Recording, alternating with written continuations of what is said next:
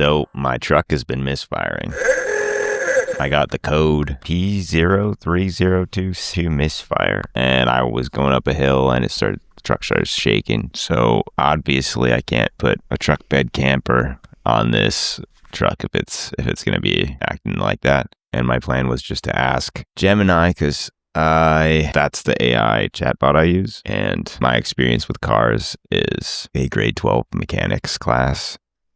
So yeah, it gave me some basic diagnostic steps, and the main reason for a misfire or for any like car not running is an issue with the spark, compression, or fuel systems. So I did some basic diagnostics and looked at the OBD2 scanner data. And so I'm basically taking the information from the stupid computer and giving it to the smart computer. And then I'll be buying a bunch of parts and brute forcing my way to a solution, but learn a lot along the way. So that's always exciting. I do love learning very hard lessons and learning through experience. So that's my favorite thing to do. Lucky me. Let's get started.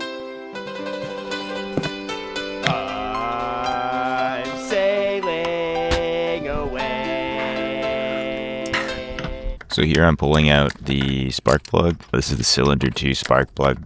This is a 2.3 liter Lima engine in this truck, and the cylinders go 1, 2, 3, 4 from front to back. So the second one in is the Cylinder 2 spark plug. Interesting thing about this engine is each cylinder actually has 2 spark plugs, but I'm just pulling out one just to check and see how it looks. And I feel like if one works, then the other one will too. So looks pretty good. And yeah, I'm just going to check by turning the engine over and just seeing if it sparks.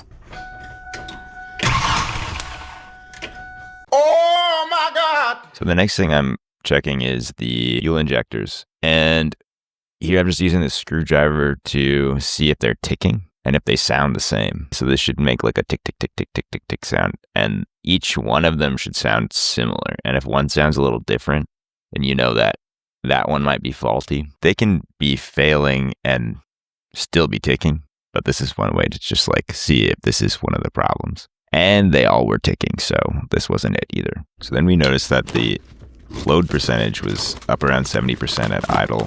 And this is the total, a percentage of total load that the engine can produce. So at idle, it should be around like 20%. And there was a few other numbers that were off, but this is basically based on the MAF sensor, which is the mass airflow sensor, and it measures the air coming into the engine as a function of what it thinks it should theoretically be taking in at that RPM.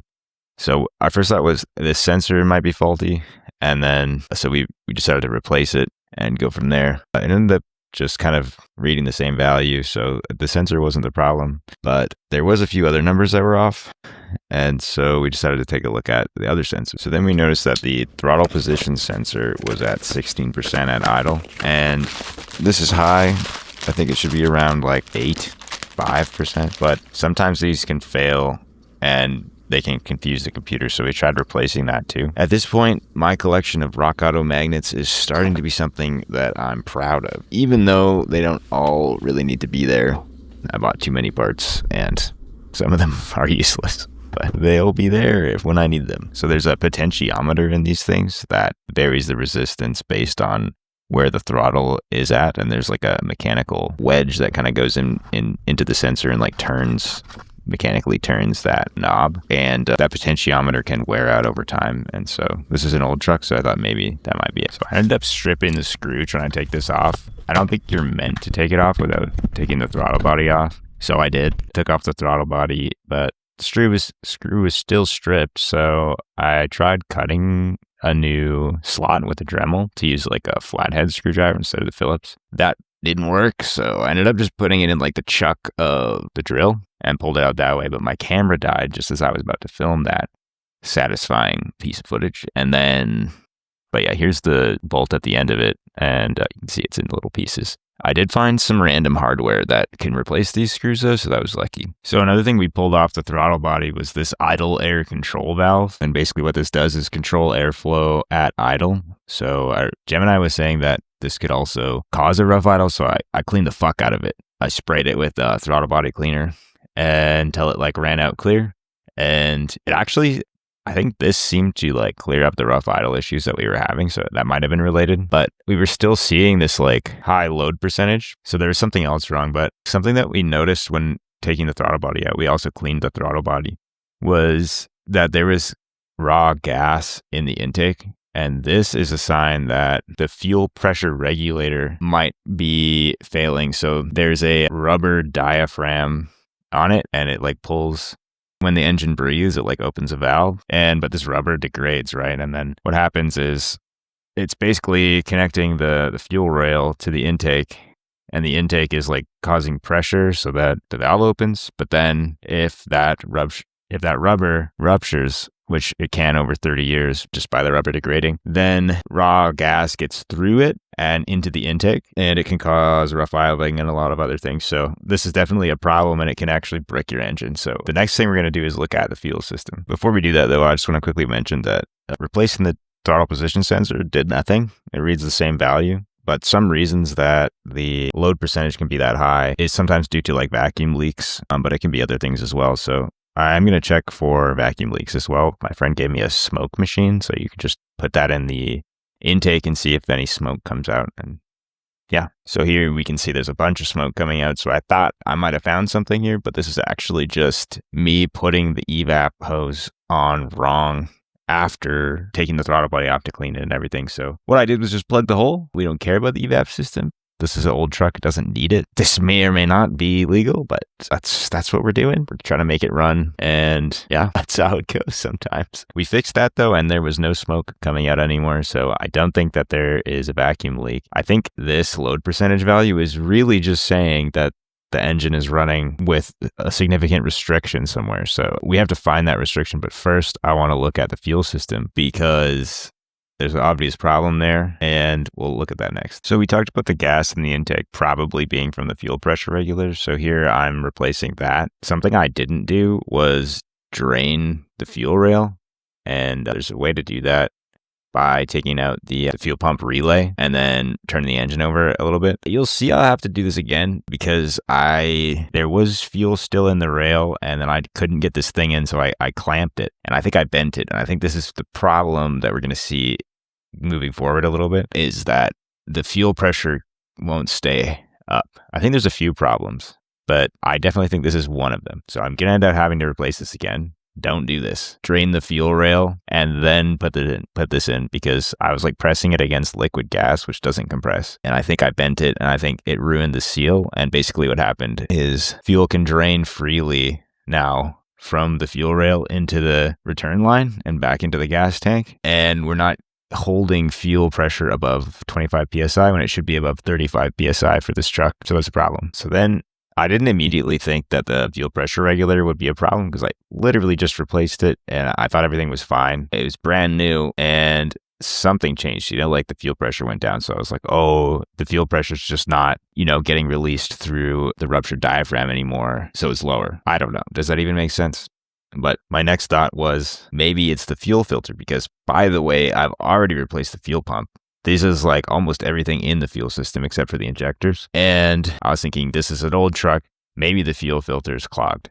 So I go to take it off, and then I find out that there's one connection that you just take off, like you take off the hoses on the fuel pump. But there's another one that has something called like a line. I don't know. You need like a line wrench to take it off. And I don't have this tool, and I'm like thinking about how to do this while my entire gas tank is siphoning out into this like oil pan. And then I found this great video, which I'm going to link, that shows how to do the same thing that a line wrench does with the cap of a Sharpie. And that was amazing. Thank you to that guy. I got the fuel filter off. I put the new one in, and guess what? Nothing changed. One way to tell if your fuel filter needs replacing is to blow through it. I can blow through this one that I just spent an hour taking off. So that means it doesn't need to be replaced. So now I'm trying everything. I tried putting this fuel injector cleaner into my gas, and that didn't really do anything. And then I thought it might be the fuel pump, because, sometimes you buy parts and they're faulty out of the box. Okay, So I take the truck bed off again, which, by the way, the first time this took forever because these bolts are like rusted, sealed to the threads. Most of the time you have to cut these out. I was able to get them off, and then I replaced the hardware, which made it easier the second time, which was, thank God, because I was already losing my mind. So I took the truck bed off. We tried lifting it. We forgot a couple things. There's the brake light wire. You got to unplug that, and then you got to take off the fuel filler neck. But we got this up. And then I started checking out the fuel pump again. So I was convinced that there was a bad ground here, which, by the way, the fuel pump is not grounded to the frame, at the back of the frame by the gas tank. I thought it was. It's not. The ground goes all the way back to the fuel pump relay that we looked at earlier. So I thought that there was a bad ground back here and that I was going to find that and that the pump wasn't getting enough power, and that was the problem. I tested all the wires. I looked at everything. Everything about the wiring, the pump is completely fine. By the way, there was this one connection that was like around 3 or 4 volts, and I thought that was the pump power. I was even looking at the wiring diagrams and misreading them and thinking that had to be the problem. So then I ran a speaker wire from that terminal to the positive of the battery. I juiced the fuck out of it, and it still didn't do anything. And I'm losing my mind even more. Which, by the way, this terminal that's reading 3 volts is actually going to the fuel level gauge. So that's the little thing that tells you how full the gas tank is. So that's not a problem to be low. Like this is another potentiometer like reading. So that's controlling the gauge. And the other terminal was reading like 14 volts, which is fine. It's more than fine. And the grounds are fine. So this is fine. But what this is telling me, and by the way, I even put the old fuel pump back in. I still had it because I replaced this. This is like the first thing I did when I got the truck. By the way, the fuel pump was never bad, but the new fuel pump I got is better. So I'm keeping that one. But there was another issue when I got the truck. I'll talk about it later, I guess. But the wiring was not the problem. The pump was not. The fuel filter was not the problem. There's only so many things in the fuel system, right? So this leaves basically the fuel pressure regulator and the fuel injectors. And now I'm going to replace both of them because then I've replaced everything and then it can't be any more problems. I also checked the fuel lines. It's not the fuel lines either. Not that I can see. So to do all that, I got to take off the intake. So the intake has 7 bolts, but they're kind of in some tight spots. But the real problem is there's a bunch of stuff that connects to this piece of the intake, and I got to take it all off. The worst was this EGR valve, or it means exhaust gas recirculation valve. And I guess what this does is it basically lets burnt exhaust gas back into the intake. And if this valve gets stuck open, exhaust just basically gets like free flow back into the intake. And that could cause a rough idle, or maybe this reduced power that I'm getting at idle. I'm not sure, but I didn't think of that until now. So that's a future problem. And this is annoying because there's these 2 bolts like right at the back. And this was a painstaking process. I really did not enjoy my time doing this, but it was worth putting it back on, so that was something. Anyways, the intake is off now, and we can get a good look at the fuel rail, the injectors, and the fuel pressure regulator. And all the regulator does is if the pressure gets too high, it bleeds off some of that pressure back into the gas tank. So there's at the very back of the fuel line, there's 2 gas lines. The one comes from the pump and one just bleeds back into the gas tank. So there's the line from the pump that comes through the fuel filter, and then there's the return line. So here I'm just taking off the fuel pressure regulator, and I'm going to put the new one on, but as you can see, tightening it down, it bent again. So this was the same problem I had the first time. And the interesting thing is I got one of these fuel pressure regulators from Lordco and one of them from Rock Auto. The Rock Auto one is way cheaper, by the way. And they both failed in the same way. So now I'm thinking it's not my fault, but it's like something's different here. So I take it off and I look at the old fuel pressure regulator because I still had it. And I noticed there's a difference here with the rubber seal. So in the old one, there's just an O-ring on the return line. And this one has like a huge rubber gasket looking thing. And that I think is what's bending the regulator. And I think that's also what's causing my pressure issues.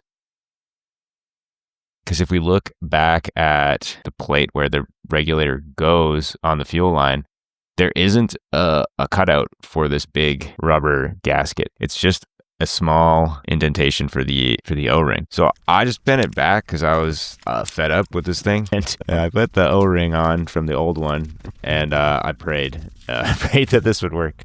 And then, yeah, I put it on and forgot about it, and now I'm going to look at the injectors. Injectors out, it's kind of funny. There's just 2 bolts, and they just kind of sit there. They're not like screwed in or anything. They're just connected with these O-rings and like friction, I guess they're friction fit. Here's the old injectors and the new ones, and the old ones are pretty dirty, but I don't know if I can definitively say that like one of them was leaking. I mean, maybe, but we got the new injectors anyway, and we're already here, so we're going to put them in. Something that I didn't mention about the fuel pressure regulator was that when I put in the new one, the first new one, I actually ripped the O-rings, and I did that because I didn't oil them before I put them in. So here I have some engine oil, and I actually oiled up the new regulator before I put it in too, the second new one. So those O-rings are fine now, and I'm going to do this for the fuel injectors too. So each one just gets a little bit of engine oil, and that just allows them to slide in easily without tearing the rubber. And then, yeah, once you have them all back in the fuel line, you just put them into the intake again like this and put those 2 bolts back on. And then we put the intake back on, and we cry about the EGR bolts again. And yeah, so I'll save you the footage from that, but now I can turn it back on, try to run the car again.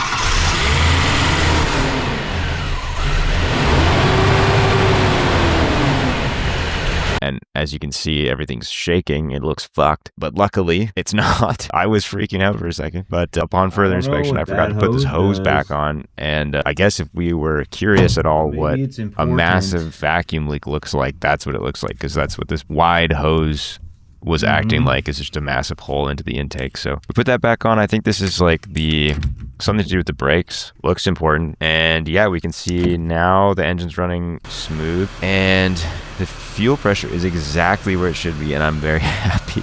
So I'm going to leave it there for this episode, and I consider this a win. The engine's idling smoothly, but we're still seeing 70% load at idle, and I'm just going to consider that a problem for future me. So where are we now? I've officially replaced everything in the fuel system except for the fuel tank and the fuel lines. Everything else is replaced. We know everything about the fuel system. We know it's working properly. The fuel pressure is at factory specification. And I think we've solved the gas and the intake problem. I think that was coming from the fuel pressure regulator. We have a clean throttle body, a clean idle air control valve. We are confident we don't have a vacuum leak. We have an impressive collection of Rock Auto magnets. And look at this last one, a beautiful Chevy Bouville. That would make a nice looking camper. We bought a washing machine and then a Chevrolet.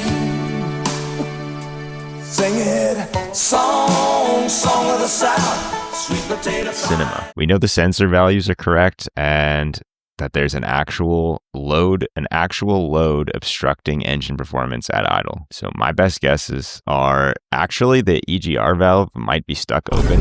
I was reading that from Gemini that this can, as I mentioned, this can basically leak exhaust fumes into the intake, which is a good thing when you're cruising. It helps reduce the heat of combustion for some reason. That's good. It's bad at idle because it makes it hard for the car to idle. Apparently, these commonly fail in older vehicles due to the carbon buildup, and it would explain the dirty IAC valve, which I think was causing the rough idle in the first place. My second guess is a clogged catalytic converter. So this can happen when the engine is running rich for a long time. We did find gas in the intake. It was running rich. So if that happens and it's been running like that for a while, we can say that the cat is clogged.